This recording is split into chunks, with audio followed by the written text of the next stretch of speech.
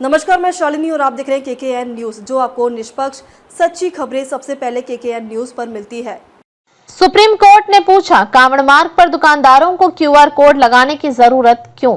सावन का पावन महीना शुरू होते ही देश भर में कांवड़ यात्रा का सिलसिला शुरू हो गया है। शिव भक्त कांवड़िए विभिन्न राज्यों से गंगा जल लेकर भगवान शिव को अर्पित करने के लिए हरिद्वार, गंगोत्री और अन्य तीर्थ स्थलों की ओर बढ़ रहे हैं। उत्तर प्रदेश और उत्तराखंड सरकार ने इस यात्रा को सुचारू रूप से संचालित करने के लिए विशेष गाइडलाइंस लागू की हैं।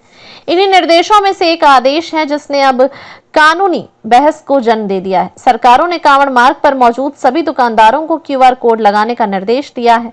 इस क्यूआर कोड में दुकानदार का नाम, पहचान और अन्य विवरण दर्ज होंगे। सरकार का उद्देश्य इससे सुरक्षा बढ़ाने का बताया जा रहा है, लेकिन अब इस आदेश की वैधता सुप्रीम कोर्ट के समक्ष चुनौती बन गई है। सुप्रीम कोर्ट ने इस आदेश पर सवाल खड़ा करते हुए उत्तर प्रदेश और उत्तराखंड सरकार से इसकी वजह मांगी है। अदालत की बेंच, जिसमें जस्टिस एम सुंदरेश और जस्टिस एन कोटेश्वर सिंह शामिल हैं, ने निर्देश दिया है कि दोनों राज्य सरकारें अगले मंगलवार तक इस फैसले का कारण स्पष्ट करें। उत्तर प्रदेश और उत्तराखंड को जवाब दाखिल करने के लिए 1 हफ्ते की मोहलत। सुनवाई के दौरान उत्तर प्रदेश और उत्तराखंड की ओर से पेश हुए एडवोकेट जनरल जितेंद्र कुमार सेठी ने अदालत से 2 हफ्ते का समय मांगा ताकि वे सरकार की ओर से उचित जवाब तैयार कर सकें। हालांकि याचिकाकर्ता की ओर से वरिष्ठ अधिवक्ता शादान फरासत ने इसका विरोध किया। उन्होंने तर्क दिया कि कांवड़ यात्रा मात्र 10-12 दिन की होती है और अगर सरकार को 2 सप्ताह का समय दे दिया गया तो तब तक यात्रा समाप्त हो जाएगी, जिससे आदेश पर सवाल उठाने का मकसद ही खत्म हो जाएगा।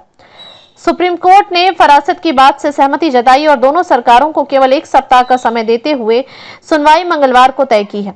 क्यूआर कोड आदेश की पृष्ठभूमि: उत्तर प्रदेश और उत्तराखंड सरकार ने कुछ दिन पहले एक अधिसूचना जारी कर स्पष्ट किया था कि कांवड़ मार्ग पर लगने वाली सभी अस्थायी दुकानों, खासकर खाद्य और पेय पदार्थों से जुड़ी दुकानों को क्यूआर कोड लगाना अनिवार्य होगा।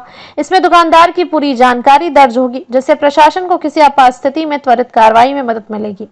हालांकि इस आदेश को सुप्रीम कोर्ट में चुनौती दी गई है। याचिका में कहा गया है कि निर्देश सुप्रीम कोर्ट के एक पुराने अंतरिम आदेश का उल्लंघन करता है, जिसमें स्पष्ट किया गया था कि किसी दुकानदार को उसकी पहचान उजागर करने के लिए बाध्य नहीं किया जा सकता। अब शीर्ष अदालत यह तय करेगी कि यह सुरक्षा के नाम पर उठाया गया कदम है या व्यक्तियों की निजता का उल्लंघन। इस फैसले का असर न केवल कांवड़ यात्रा पर बल्कि भविष्य में धार्मिक आयोजनों से जुड़े प्रशासनिक फैसलों पर भी पड़ सकता है। ताज़ा खबरों के लिए केकेएन न्यूज़ पेज को फॉलो करें और लाइक करें और सब्सक्राइब करें। बेल आइकन दबाना ना भूलें। अगर आप हमें फेसबुक, ट्विटर, इंस्टा के माध्यम से देख रहे हैं तो फॉलो, कमेंट करना ना भूलें।